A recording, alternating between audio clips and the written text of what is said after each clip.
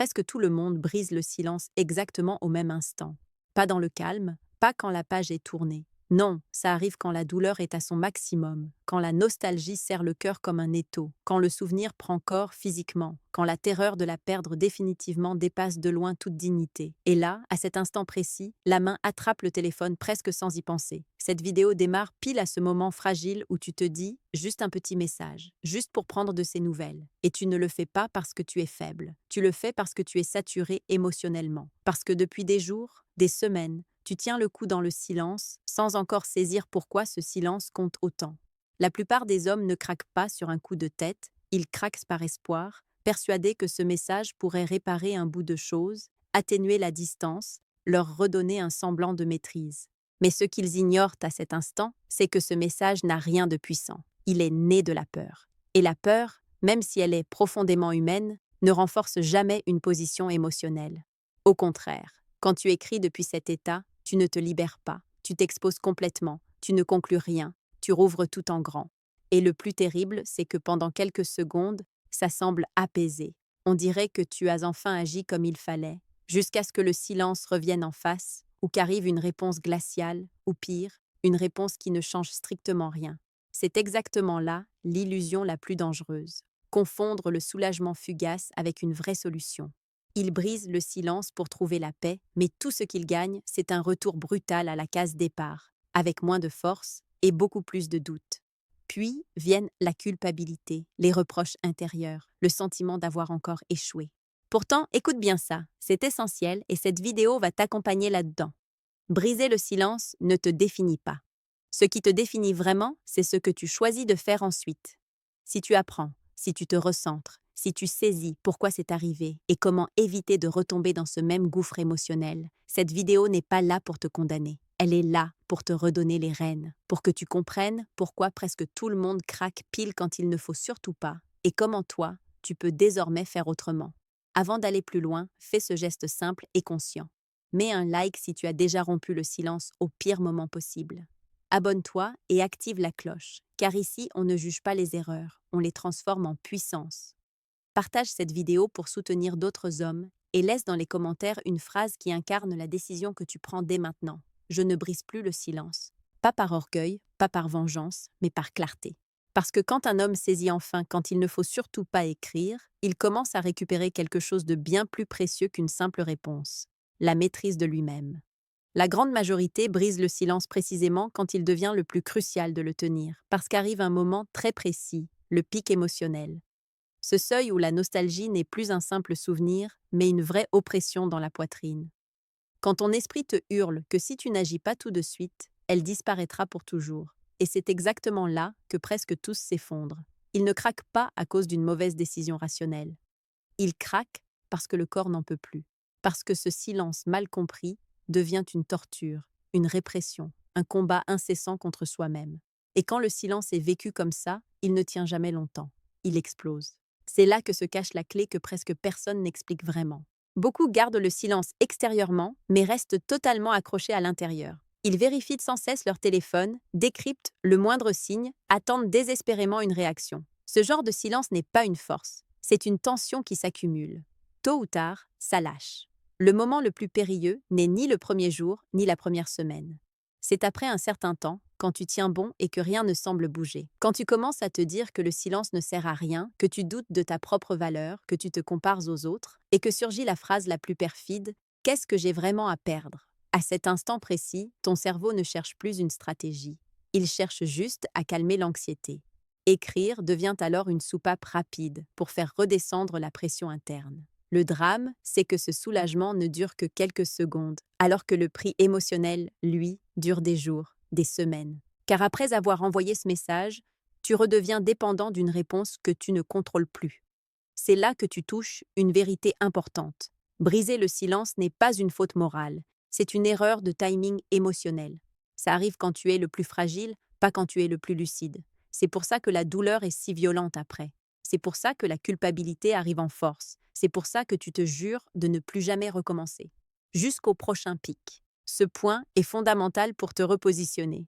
Il ne s'agit pas de force brute ni de tenir par pur orgueil. Il s'agit de bien connaître tes propres pics émotionnels pour ne plus jamais décider à partir d'eux.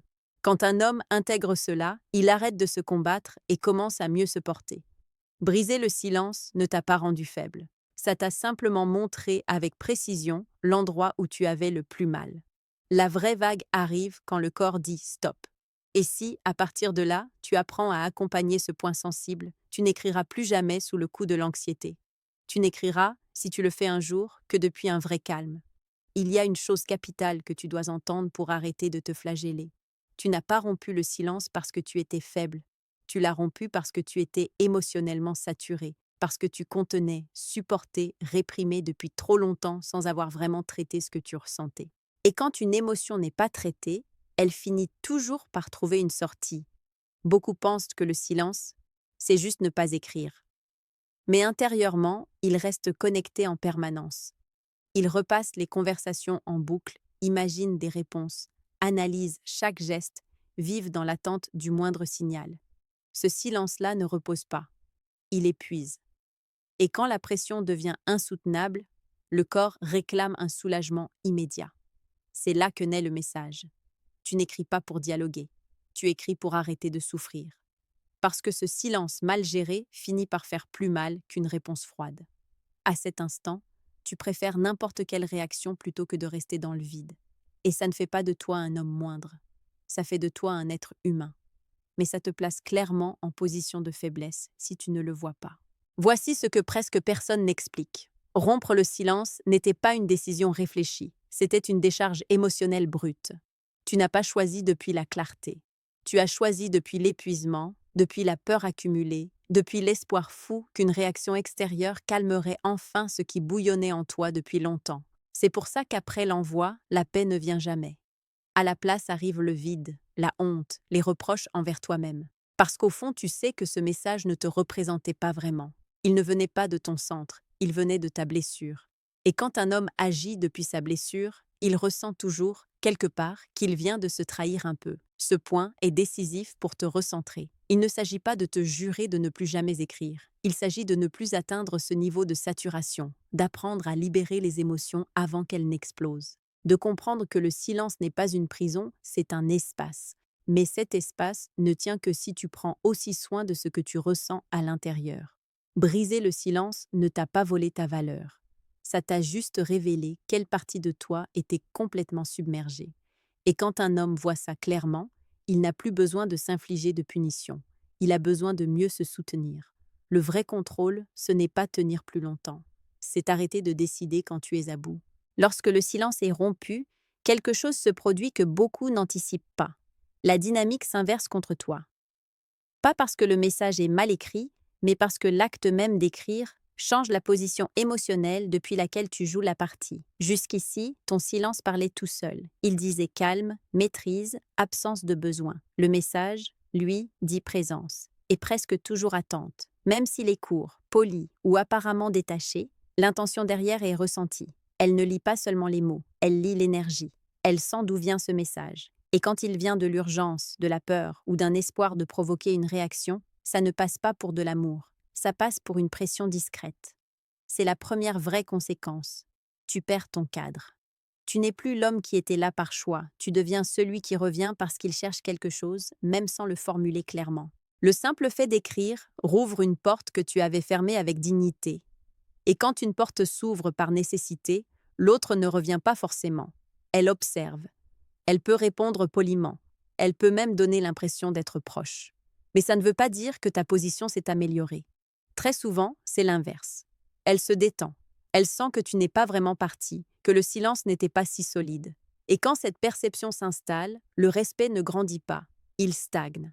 La deuxième conséquence est intérieure. Après avoir écrit, tu n'es plus en silence. Tu es en attente d'un ton, d'un signe, d'une réponse. Ton calme dépend à nouveau de quelque chose d'extérieur. Et c'est là que l'erreur devient vraiment lourde, parce que tu n'as pas seulement rompu le silence avec elle, tu l'as rompu avec toi-même. Ce point est essentiel pour saisir pourquoi écrire soulage si rarement. Oui, l'anxiété baisse quelques minutes, mais ensuite elle revient en force, multipliée, parce que tu as remis ton équilibre entre les mains de quelqu'un qui ne le portait déjà plus. C'est le vrai prix de rompre le silence trop tôt. Il ne s'agit pas de te punir pour ça. Il s'agit de voir clairement ce qui s'est déplacé quand tu as appuyé sur « envoyer ». Car c'est seulement quand tu comprends vraiment les conséquences que tu arrêtes d'écrire par impulsion et que tu commences à choisir le silence depuis un endroit beaucoup plus clair. Il y a une raison précise pour laquelle écrire semble apaiser sur le coup, alors qu'en réalité, ça empire tout à l'intérieur. Quand tu envoies le message, ton corps ressent une chute immédiate d'anxiété. C'est chimique, c'est instantané. C'est comme poser une charge trop lourde d'un seul coup. Pendant quelques minutes, tu as l'impression d'avoir bien fait, d'avoir enfin arrêté de lutter. Mais ce soulagement est une illusion. Il ne vient pas d'une résolution, il vient juste d'une décharge d'attention. Tu n'as pas soigné la blessure, tu l'as seulement endormie temporairement. Et quand l'effet disparaît, ce qui reste est un vide encore plus profond. Parce que maintenant, tu n'es plus seulement blessé, tu es exposé. En écrivant, tu as replacé tout ton équilibre émotionnel dans une réponse que tu ne maîtrises pas. Peu importe qu'elle réponde vite, doucement ou pas du tout. Ton état intérieur est déjà conditionné. L'anxiété devient plus forte qu'avant parce que tu ne te demandes plus seulement comment tu vas. Tu te demandes maintenant ce que signifie chaque mot, chaque silence. Beaucoup prennent ça pour une reconnexion. Ils croient qu'écrire, c'est se rapprocher à nouveau. En réalité, ils perdent leur centre. Ils se remettent à tourner autour d'une réaction extérieure. Et quand cette réaction ne comble pas le vide espéré, le prix est double. La situation n'avance pas et tu te sens encore plus mal avec toi-même. C'est là que surgit l'autocritique la plus dure. J'aurais dû me retenir. J'ai encore craqué. Je recommence toujours les mêmes erreurs. Ce dialogue intérieur fait plus de dégâts que le message lui-même, car il t'éloigne de la compréhension et t'enferme dans la punition. Écrire n'a pas soulagé parce qu'il ne pouvait pas le faire. Aucun message ne peut t'apporter le calme qui ne vient que quand tu arrêtes de chercher dehors ce que tu dois construire dedans. Le silence fait mal, c'est vrai, mais écrire depuis l'anxiété fait encore plus mal, car ça casse ta propre cohérence intérieure. Ce passage n'est pas là pour te juger. Il est là pour que tu vois pourquoi ce soulagement était factice. Parce que quand un homme arrête de chercher la paix dans une réponse extérieure, il commence à trouver quelque chose de bien plus solide. La capacité de se porter lui-même sans se trahir. Il y a une chose que tu dois entendre très clairement, car c'est là que beaucoup se perdent. Rompre le silence ne t'enlève absolument pas ta valeur. Ça n'efface pas qui tu es. Ça n'annule pas tout ce que tu as bien fait avant. Ça ne fait pas de toi un homme faible. Ça montre simplement que tu étais dans un moment émotionnellement très fragile, et ce moment ne te définit pas. Il te signale quelque chose. Le vrai danger ne serait pas d'avoir écrit. Le vrai danger serait de rester prisonnier de la culpabilité ensuite. Car quand un homme se punit pour une erreur émotionnelle, il perd deux fois. Une fois par l'action, une fois par la façon dont il se juge. Et c'est là que se fracture quelque chose de plus profond que le silence, la confiance en soi. C'est exactement ici que tu dois te repositionner. Comprendre que ta valeur ne se mesure pas au fait de ne jamais tomber, mais à la façon dont tu te relèves après la chute. Si tu utilises cet épisode pour identifier tes moments de vulnérabilité maximale, tu progresses. Si tu l'utilises pour t'écraser, tu restes bloqué au même point émotionnel qui t'a poussé à écrire. Beaucoup pensent qu'après avoir rompu le silence, tout est fichu. C'est faux, pas parce que ça n'a aucune conséquence, mais parce qu'aucune conséquence n'est définitive quand tu te recentres. L'erreur n'est pas d'avoir écrit une fois, l'erreur est de continuer. L'erreur est de tomber dans la justification, les explications, les tentatives d'arranger avec des mots ce qui ne se répare qu'avec une nouvelle posture. Ta valeur ne repose pas sur une action isolée, elle repose sur la cohérence que tu construis ensuite. Si tu as écrit, tu t'arrêtes. Si tu t'es exposé, tu te recueilles. Si tu as réagi, tu reviens à ton centre.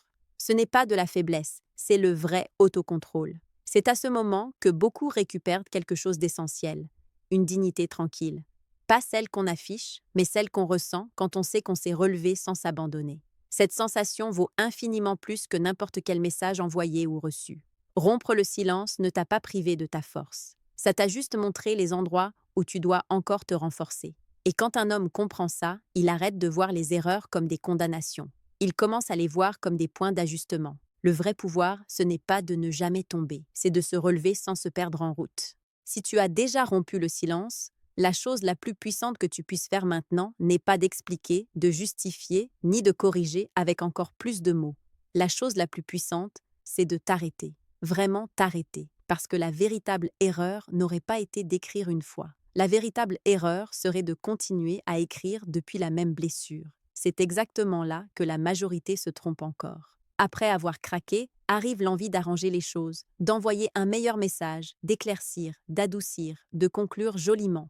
Mais chaque tentative supplémentaire ne fait qu'enfoncer la même position, celle de l'homme qui essaie de reprendre le contrôle avec des mots. Et le contrôle ne revient jamais comme ça. Ce qui marche vraiment est beaucoup plus inconfortable pour l'ego, mais bien plus efficace pour ton équilibre intérieur. Te retirer calmement, sans colère, sans punition, sans drame.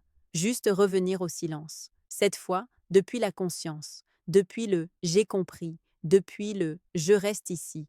Quand tu t'arrêtes vraiment, quelque chose change immédiatement en toi.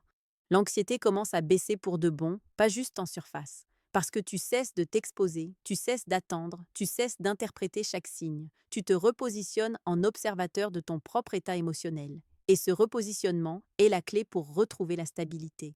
De son côté, elle perçoit ce changement, pas toujours consciemment, mais elle le sent. Elle remarque l'absence de suite, l'absence d'insistance, l'absence d'explication supplémentaire. Et ça réorganise la dynamique bien plus fort que n'importe quel beau message. Le silence qui suit efface l'urgence du précédent. Ce point est décisif. Ce qui définit ta posture, ce n'est pas l'erreur, c'est ce que tu fais ensuite. Si tu as écrit et que tu t'arrêtes ensuite, tu te repositionnes. Si tu continues, tu t'enfonces encore plus. La différence ne se trouve pas dans le passé, elle est dans la décision que tu prends maintenant. Tu n'as pas besoin d'un acte héroïque, tu as juste besoin d'arrêter de réagir. Parce que quand un homme comprend qu'on peut s'arrêter, même après avoir craqué, il récupère quelque chose de bien plus précieux que le silence, la maîtrise de ses propres impulsions.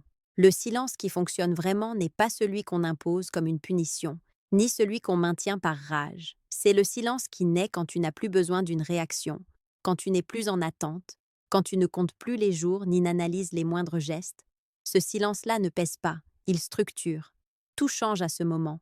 Tu ne te tais plus pour provoquer ou pour faire réagir. Tu te tais parce que tu n'as rien à prouver. Tu ne retiens pas tes mots, tu respectes ton centre. Cette différence ne se voit peut-être pas de l'extérieur, mais elle se ressent puissamment à l'intérieur. L'anxiété diminue parce qu'il n'y a plus de combat interne, plus de résistance. Il y a juste l'acceptation que, là, maintenant, ne pas écrire, c'est prendre soin de toi. Ce silence n'a pas besoin d'une durée fixe ni de règles strictes. Il ne se mesure pas en jours ni en résultats. Il tient tant que tu te sens stable dedans. Et quand un homme agit depuis la stabilité, même son absence transmet quelque chose de différent. Pas d'urgence, pas de manque, juste de la cohérence. Elle perçoit ce changement non pas comme un défi, mais comme une nouvelle réalité. Elle sent qu'il n'y a plus d'aller-retour, plus d'impulsion, plus d'explications tardives. Et ça reconfigure tout, bien plus que n'importe quel contact, parce que le silence ferme ne demande rien. Il affirme une position. Pendant ce temps, tu commences à retrouver quelque chose d'essentiel, ton propre rythme. Tu arrêtes de vivre accroché au téléphone. Tu arrêtes d'anticiper 1000 scénarios. Ton énergie revient doucement. Et quand ça arrive, le silence cesse d'être un effort. Il devient un repos. Tu ne te tais plus pour survivre. Tu te tais parce que tu es bien comme ça. C'est là que le silence arrête d'être une technique et devient simplement la conséquence naturelle de ton état intérieur. Il n'y a plus de peur de le rompre, parce que tu n'es plus à la limite. Il n'y a plus de tentation permanente, parce que tu n'es plus vide. Et c'est exactement la base solide de l'autocontrôle. Le silence qui marche vraiment ne s'impose pas, il s'habite. Et quand un homme habite son silence, il n'a plus besoin de se répéter des promesses. Son calme parle tout seul. À ce stade, quelque chose de décisif se produit. Tu commences à apprendre de toi-même, pas depuis la culpabilité, mais depuis une observation honnête.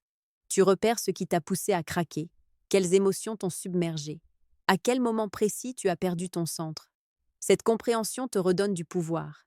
Ici, il ne s'agit plus d'elle, il s'agit de toi, de reconnaître tes cycles internes, de savoir quand la nostalgie mute en anxiété, quand le souvenir devient urgence. Et quand tu identifies ces moments, tu cesses d'en être prisonnier. Tu arrêtes d'agir en pilote automatique. Tu commences à choisir vraiment. Cet apprentissage n'est pas intellectuel, il est corporel.